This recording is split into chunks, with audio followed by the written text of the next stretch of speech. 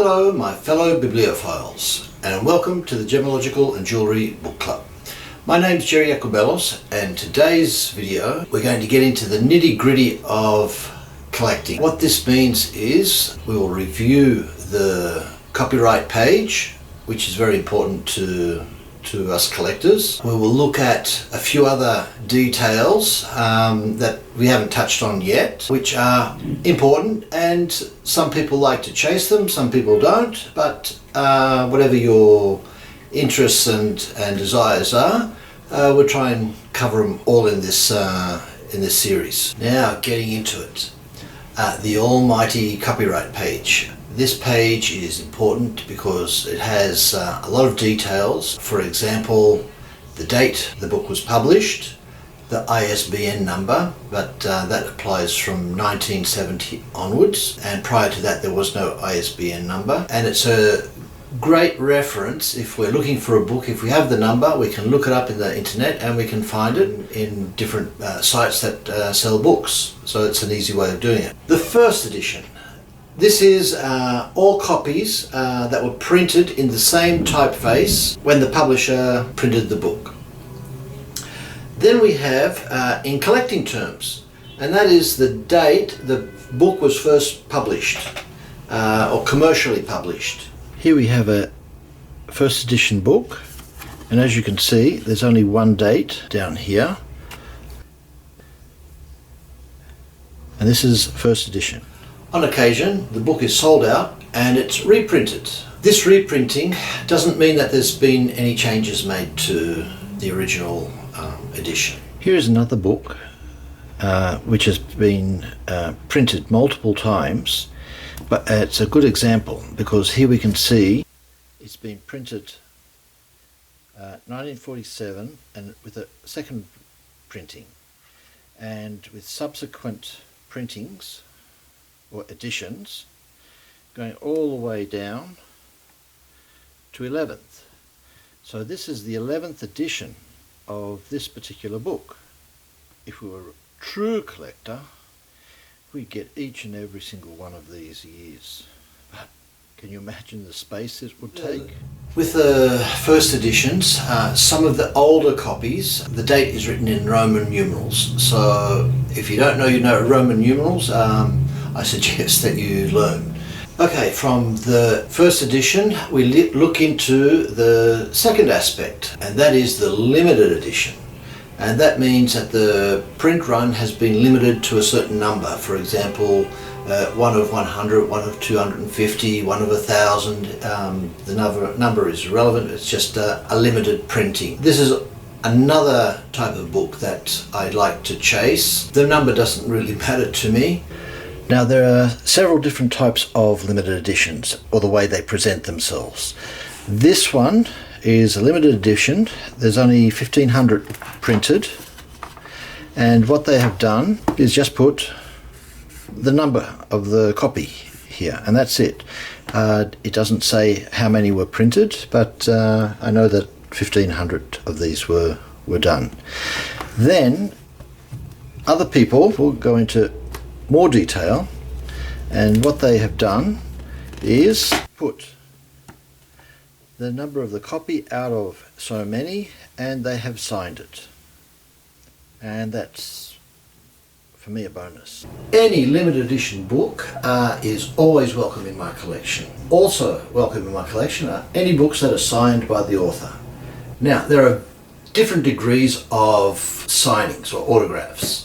One is a simple autograph. It may have a very generic wording with compliments from the author and signed. This is a book that's actually signed, and it's a general signature. For example, they just have the signature, or it might have with best wishes as this one has. It's just a general, it's not dedicated to anyone in particular. These are good to collect because it doesn't have somebody else's name in, but it doesn't matter to me. And then from there we can go to the dedication, and that's where the author actually writes somebody's name. Yet again another signed copy, and here this is what we call a dedication, because it's signed by the author to somebody.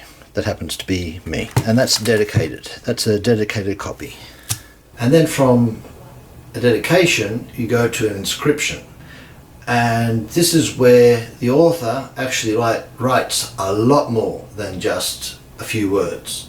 This copy is also signed, but it has a large amount of writing in the front here. This is what I would call inscribed, because there's a lot more than just a simple dedication, and it's a lot more than a simple signature as well. So it's been inscribed. Now these terms are my definitions. They may not be right, but that's what I use. Now this one's inscribed to somebody called Alan Jobbins. Now if you don't want that name there, you can just cross it off like that, and you can put your name in as well, like that. And we have Alan, we just cross that out there, and write Jerry. And now we have a dedicated edition. In a previous video, I mentioned the term ex-library. To me, ex-library means that it's from a public library, that it's originally lived in a public library. There are people that have stickers which are called ex libris stickers, Latin, and it means the same thing, ex-library. But I like to distinguish between the two in that one was in a public library and the other was in a private library. I have an example of an ex libris book plate. I don't have too many, I'll show you that. And it's usually in the older books. I don't see very many people these days putting ex libris stickers in their books these days. In this particular copy, we're getting into ex-library, and this one has the sticker or book plate from the collection it used to belong to. I don't mind these, they add character and history to the book. This particular book, as we can see here, it's in Roman numerals. So here we have Roman numerals, 1645, and it's the first book, or one of the first books that I know of, that's just dedicated to rings, and it has a fabulous book plate in here somewhere, if I can find it. Here we go. Which opens up, and because it folds out, fold out. Yeah, that's a fabulous booklet. From all of these, I don't mind anything coming into my collection, even if it's a second edition of a book that I don't have, and possibly replace it with a first edition later on, or maybe even keep the second edition. Limited editions, as I said, are always welcome in my collection. Signed copies are also welcome. I don't care who they're signed to. If they're dedicated to anyone, they're always welcome. Also the ex libris books with those stickers in it, with the personalised book plates, I don't mind those at all. As I said, they just add history and character to that particular book. I hope you enjoyed this video. Please don't forget to subscribe, press the notification bell, and the Pollux Verses. Okay? Stay safe, happy collecting and reading.